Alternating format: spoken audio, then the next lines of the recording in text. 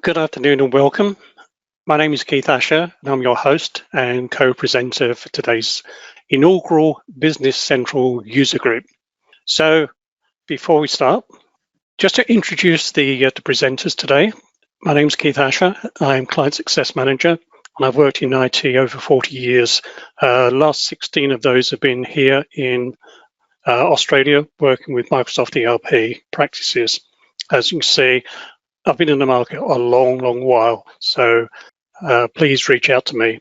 Our other presenter today is Tim Shaw, and Tim is Partner Technical Architect. Tim and I have worked together for many years, and he's kindly agreed to join this meeting today and to go through some items. So before we move on, one of the things that could come up is, a question, what is a user group? For some of you, it might be the first time that you've actually joined a user group. So by definition, a user group provides opportunity for users and those interested in learning new technologies to meet up with other like-minded professionals. User groups provide an environment for networking new skills and collaborating on projects and sharing experience. More importantly, is to ask questions about Business Central and other platforms that interact with it, such as Power Platform suite of products. What it definitely isn't is a platform where you can voice, well, what it is really is that we do ask that you contribute in an unbiased and free of conflict interest in any of your comments. So as this is our first group meeting, we thought we'd share some of the Business Central background and news from Release Wave 2. So this is what we're talking about. This is Business Central. I'd love to take credit for producing the slide, but unfortunately I can't. But at the top, you'll see what Business Central is really about. So it's financials, CRM, manufacturing, distribution, jobs, service, customizations, and reporting. In the lower half of the circle, you see that it's all based on Microsoft Cloud Solutions. So it's Azure services, it's Microsoft 365, we're using virtual servers, we're talking about disaster recovery, we're talking about backup. And some of the tools that are actually sitting inside that cloud include things like Power BI, Jet Reports, SQL Server reporting. So that's what Business Central is all about. And that's what we're talking about today. So our agenda for today is Microsoft and Professional Advantage partnership. And to point out that this is your Business Central community. We want to know what you would like to see in Business Central, which is why we've invited Tim along today. So you can post some of your ideas and some of your questions. If they are applicable, that can be put onto the wish list for the next release, then Tim is our conduit to feed that through to engineering and through to development. Then we move on to meet some of the Business Central team. So some of you may know these people already, but I thought it'd be nice to show the size of the team and some of the people inside that team. And then we move on to ideas for the next meeting. So a bit of trivia, brief history of Microsoft Dynamics 365 Business Central. The name is relatively new. However, the product has been in the market for over 30 years, starting in 1984 with PC Plus before evolving into a true software as a service platform. It underwent many name changes, so people may have been in the market from Dynamics Navision through to Dynamics Nav, and via various version numbers, they went up to version 5, and then it started they changed the naming convention, so it went to 2009, all the way up to 2018. So it's a product that is solid, mature, and has evolved year on year to provide new functionality for the market. You can see this one by the numbers that the Business Central community and the NAV community is large. It's a natural progression for some people from Dynamics NAV to move to Business Central. It's also a natural progression for other ERP systems where organizations have either outgrown it or want to move to true software as a service. And currently it is Microsoft's fastest growing business group. So what I want to do now, because I don't want to spend too much time on the numbers, is I want to hand over to Tim, and he's going to go through release wave 2, which is expected this month, and briefly touch on what is due to be released. So over to you, Tim. Thanks, Keith. So hi, everyone. So as Keith said, I'm from Microsoft. My name's Tim Shaw. I'm what they call a cloud solution architect. I work with our partners like Professional Advantage to help them build on top of our solutions, to help them capability-wise, and also from time to time with customers. I am part of what's called Project Connect, and Project Connect is about connecting with the community more from a Microsoft perspective. And as your user group grows or comes to fruition, we're more than happy to, with PA, Professional Advantage, to come and bring in subject matter experts from time to time in areas that you may want to look at relating to Microsoft. So it doesn't have to be Business Central; it can be Teams, Power BI, etc. So we're currently in what we call our release wave 2 of 2021. So we have 2 major releases per year, and we have a number of smaller releases depending on that are released depending on whether they impact customers or not. So we do these days we have an April release, an October release, where we do the major releases, but we also do release what we call features from time to time throughout the year, and those features enable you to enable that functionality or not to have a look at it. So as we're in release, we're a little bit early to give you all the details of what's come out in this version, although it is actually released for new customers. So as of today, if a new customer onboards, they will get the latest release of Business Central. For existing customers, you will get notified and get the option to adopt the platform at a time that suits you within the next 30 or 60 days, I think it is. At some stage, they'll start that rollout. They'll communicate that to you, and then you can either opt in to test that in your sandbox or opt in to take the upgrade, depending on how complex your integration is. So when we look at it, since October 2020, April 21, we released a number of areas of the product. And in October 2021, we have these key areas, so service fundamentals, seamless service, onboarding and Teams integration, ISV enablement, supportability, and geographic expansion. They're kind of some of the key areas of release. So seamless service operation is all around performance and resource governance. So for us, it's very important to make sure that the system performs for our customers, for our existing customers and our future customers, whether the size is small or large. And it's also important to be able to control the use of resources and make sure that every customer is getting a delightful experience with our products. So we continue to improve areas of that and continue to build faster areas. So an area that we have improved since April is our APIs. So the APIs allow you to connect other applications to the system, and we have improved those significantly. In fact, the release in April was 5 times faster in calls than the previous versions. The reason that's important is because API is also our integration platform, or the way we converge what's called the Power Platform with Business Central. So there's a lot of investment in that area to make sure the APIs work fast so you can have that seamless integration. We continue to do fundamental investments in things like security and privacy and compliance. And we are doing investments around what we call trust. So today, when Business Central is deployed, the partner needs certain levels of access to help support you properly.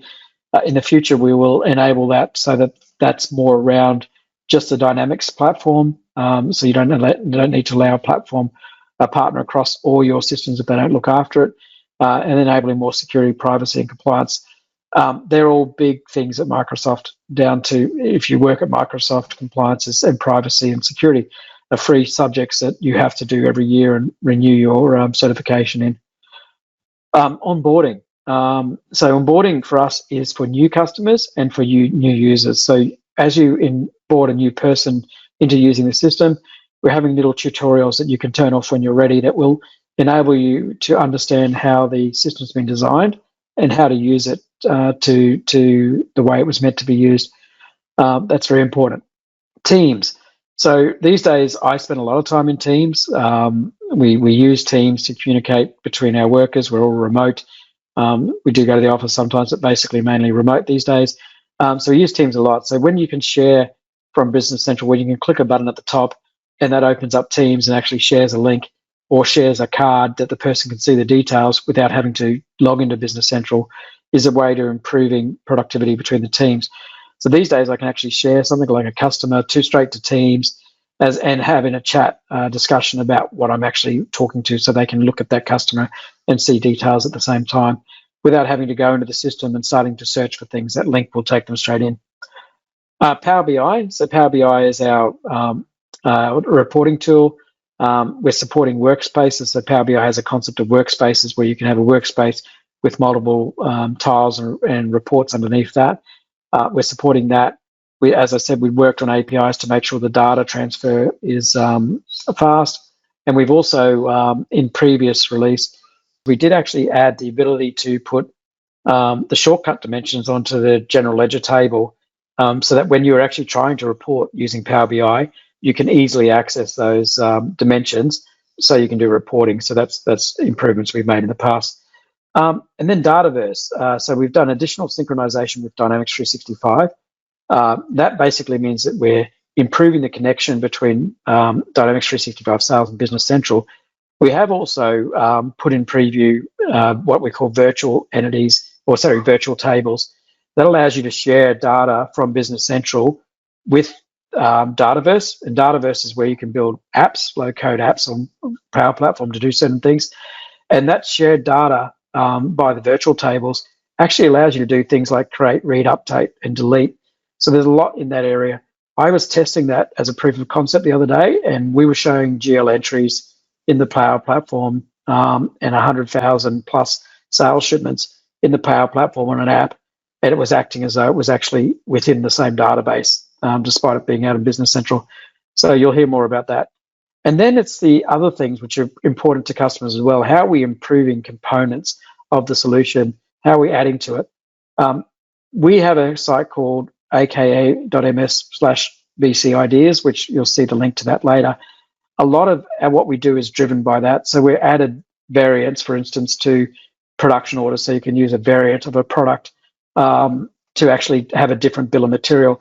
That is something that I was adding to the system way back when I was a consultant back in 2006, right? So we're now, based off user and customer feedback, we're now adding certain things. There's a number of areas that we'll talk through slightly in a second. Developer tools, obviously, if our developers can develop things faster and more secure, then that comes back to you.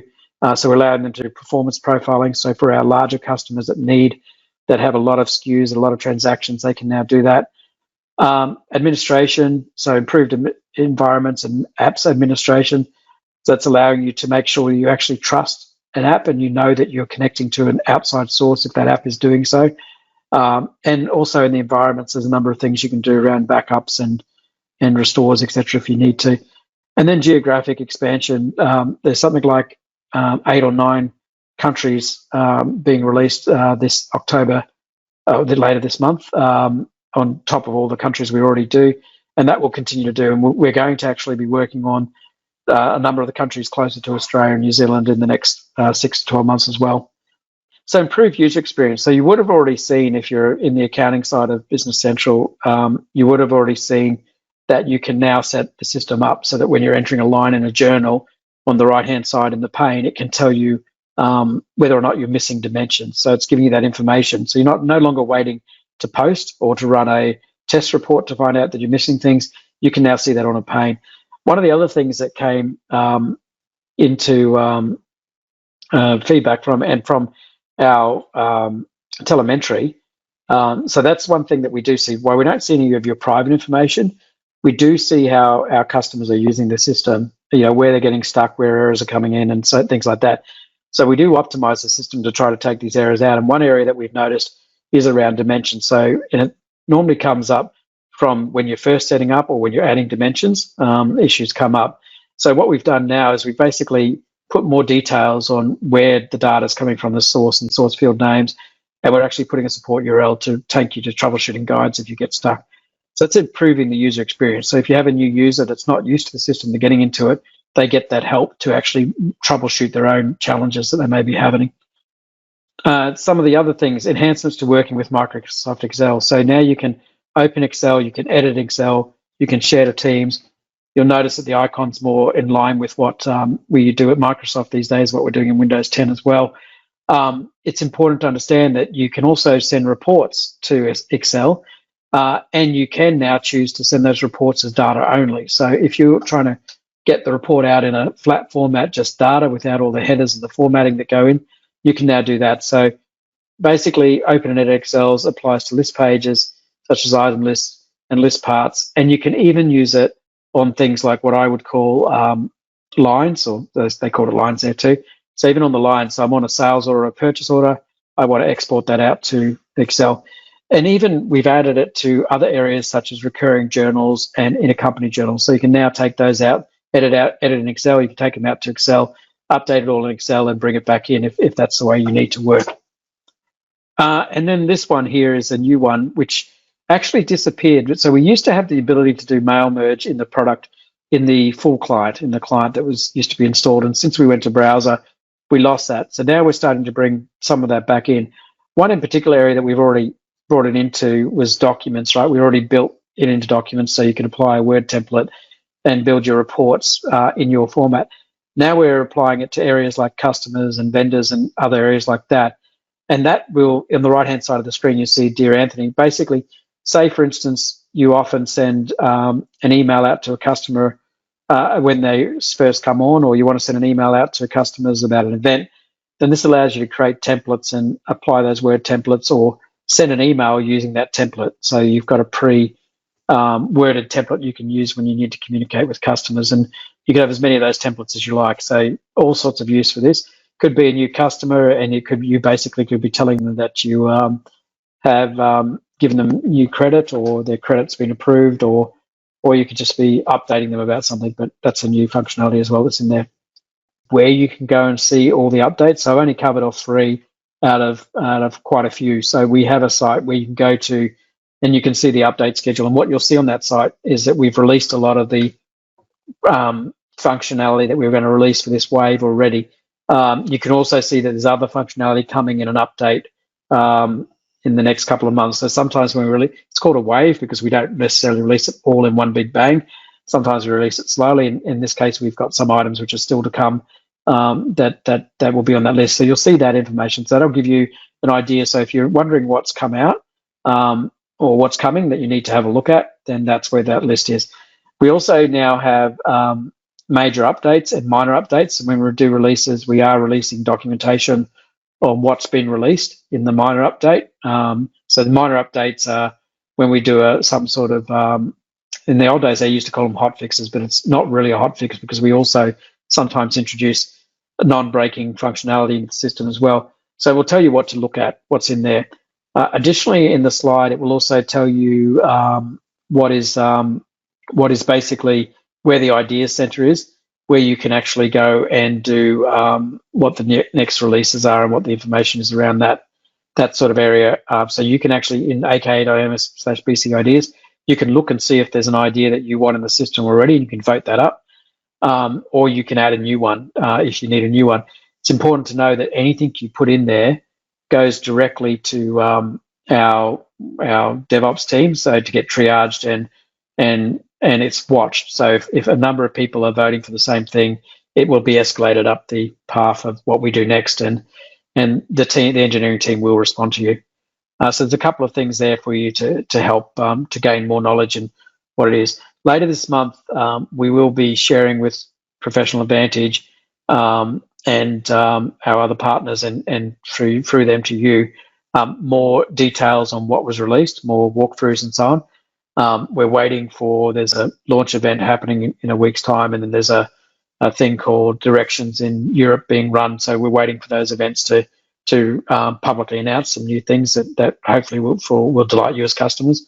And I think that's kind of my update for this session, but more than happy for you to reach out to Keith and talk to anybody on this call in anything you need to around Business Central or Microsoft.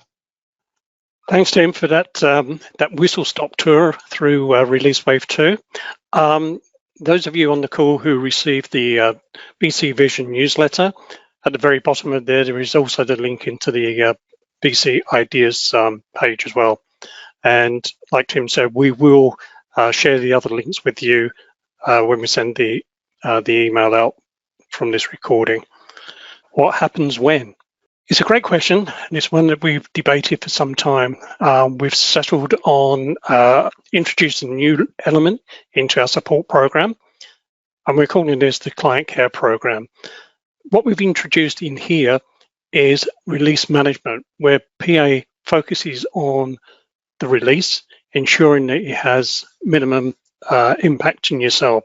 Also cover off very much at the end, what's the difference between a PA product extension versus a client extension? We've been asked this question quite a few times, so I thought it'd be worthwhile just covering that one off as well. So what is the Client Care Program? So it is a proactive and structured approach to the management and production environment. It ensures expertise from PA side is available when it's needed.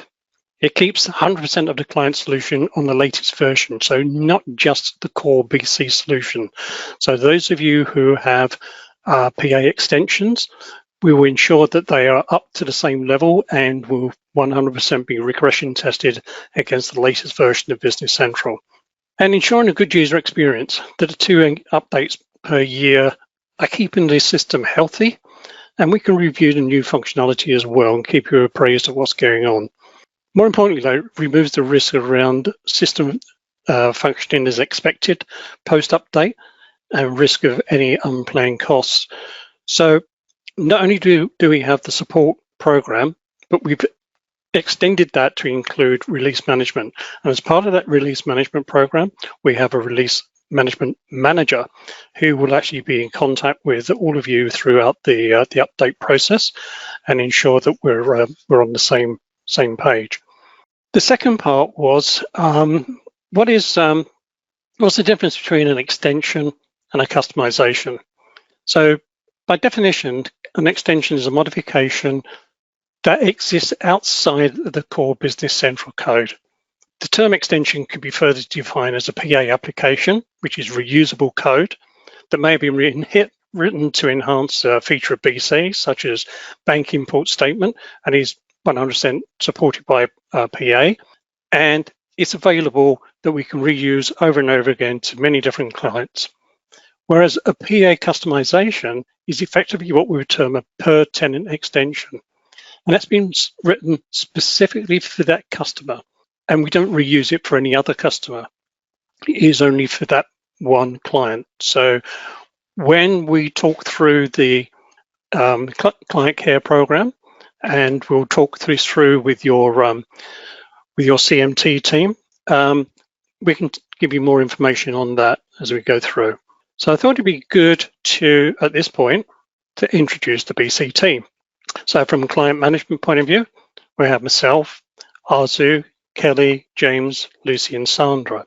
And we are fully backed up by a team of BC consultants, as you see there. You've most probably at some stage spoken to the BC consultants, but the people you might not have spoken to is the BC development team sitting behind them.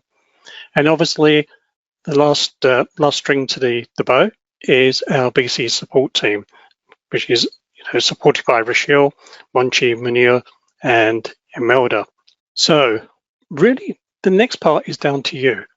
What would you like to see next on the agenda? So a couple of ideas that we've thought about and kicked around is, do we want a Business Central user group charter? Would it be better to use the time to have discussion forums? Should we look at topics of interest like expense management, document capture, Power BI, or reporting in Business Central, access to a PA knowledge base, or indeed a client story? So all your suggestions, you can either send them directly to me, or you can send them to your account management team, and we'll take questions at this moment in time. I think I did see one question come up. So the question is, is it possible to get the date and time of journal entry in the GL entries view, opposed to needing to splice the GL and the register's data together to do this? Yeah. So I believe you have to check. Have to go and check that to see if the date and time field is there. You could do a view that would do that for you. Journal metadata. Oftentimes when we export a journal to Excel, it shows a journal number already in the sheet. When we would want this to be blank to allow us to copy in our complete journal data, this causes various issues as well. So I'm wondering if journals can be set to not hold any data until there is an entry in the account number field. Yeah, so I can't see that being done, because it's basically, to be a record to start with, it's going to have an initial entry. You can, there is a function now where you can renumber. So you can put your journal in, bring it back in, and obviously delete the top line. Or alternatively, you can bring it in if you need to then allocate the numbers or recheck the numbers that are correct on the journal. You can. There is actually a renumber function now in journals to allow you to fix the numbers if the numbers are not right. Okay, thanks for that, Tim. So I promise you the details of everybody here on the call. So you'll see this. You should already be, aware of who your account managers are. But here's the email addresses if you don't have them. All that remains for me now is to say thank you very much for attending today. So thank you once again for attending.